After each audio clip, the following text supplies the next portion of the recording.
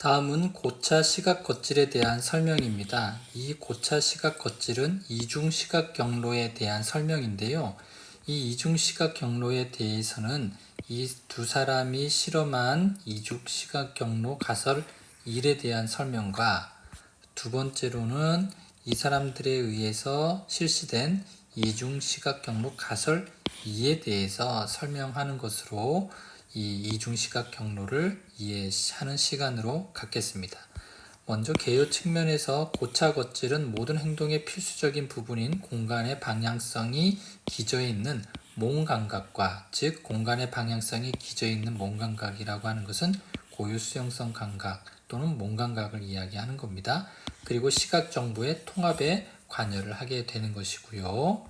그래서 이 두 사람에 의한 이중 시각 경로 가설 1은 이 두 사람은 시각 정보가 처리되는 병렬 경로를 가진 두 개의 시각 모델을 제안하게 되었는데요.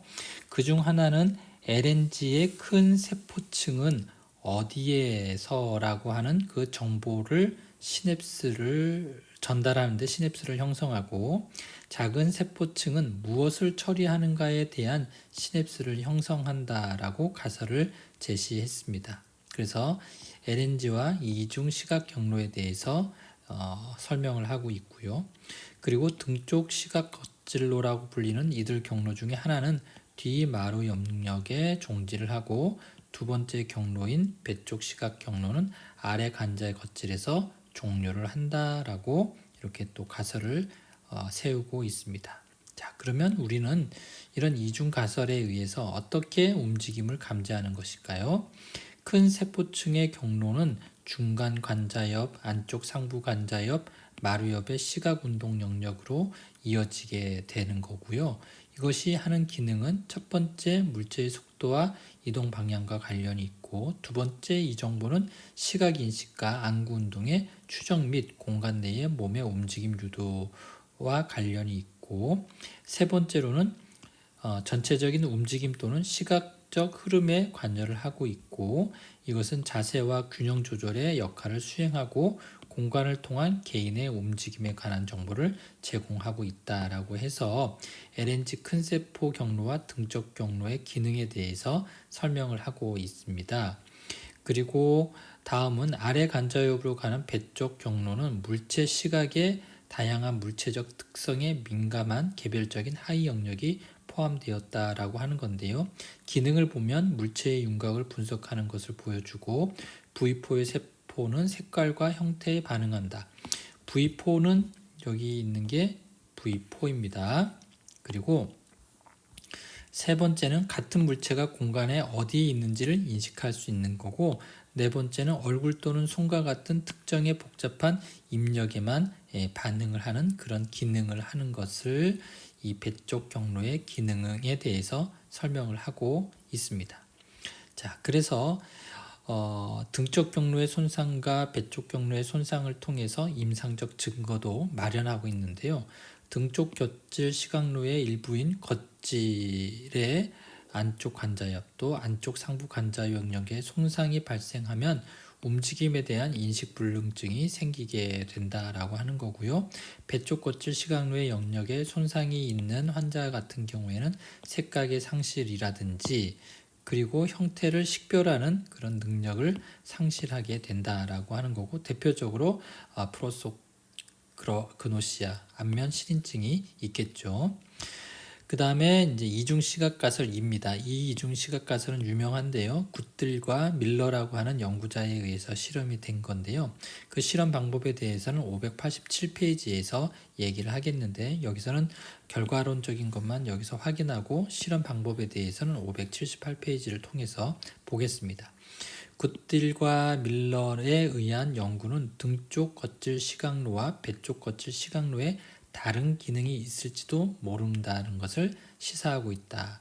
그들은 마루 겉질에 대한 시각적 투사가 물체의 위치뿐만 아니라 물체의 구조와 방향성에 관한 행동 관련 정보를 제공한다는 것을 시사하고 있다. 즉, 등쪽 겉질은 행동, 행위에 대한 영역이다라고 하는 거고요.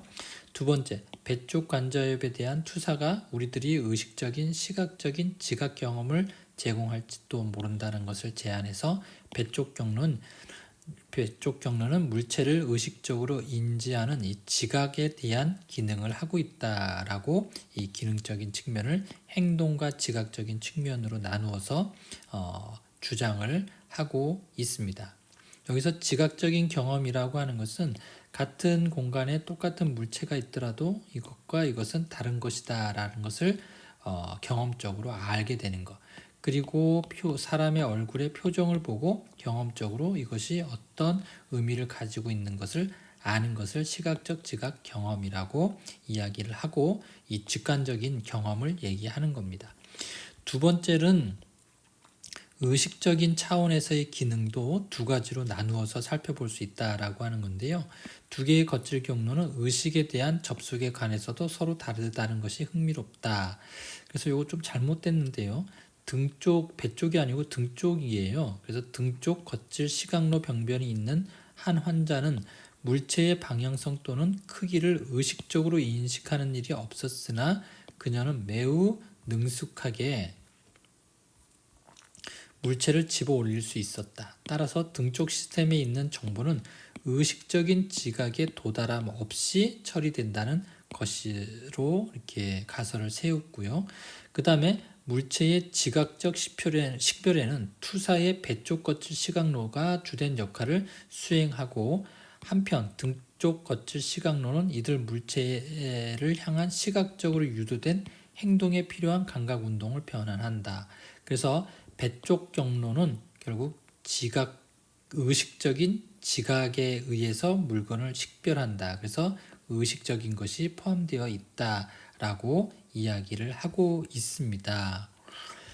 자, 그리고 등 쪽 경로 손상으로 나타나는 운동 장애에 대해서 얘기를 하고 있는데요. 시신경 신경 신수조증, 즉 마루 영역의 병변이 있는 환자의 같은 경우에는 올바른 방향으로 팔 뻗기뿐만 아니라 물체를 향해 팔을 뻗을 때 손가락을 배치하거나 손의 방향성을 조정하는 것에도 문제가 있었다. 그리고 그들은 집어 올리는 물체의 크기를 반영하도록 움켜잡기를 조정하는 것에도 어려움이 있었다라고 이야기를 합니다.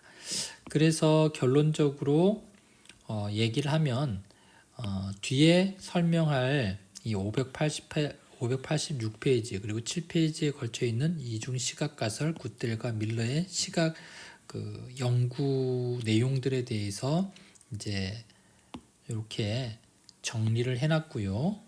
그리고 또 등쪽 시각 경로와 배측 시각 경로도 이렇게 차이에 대해서 이렇게 제가 잘 정리를 해놨으니까 책이 좀 복잡하고 어렵게 되어 있다라고 하더라도 이 내용을 보고 여러분들이 이해를 하셨으면 좋겠습니다.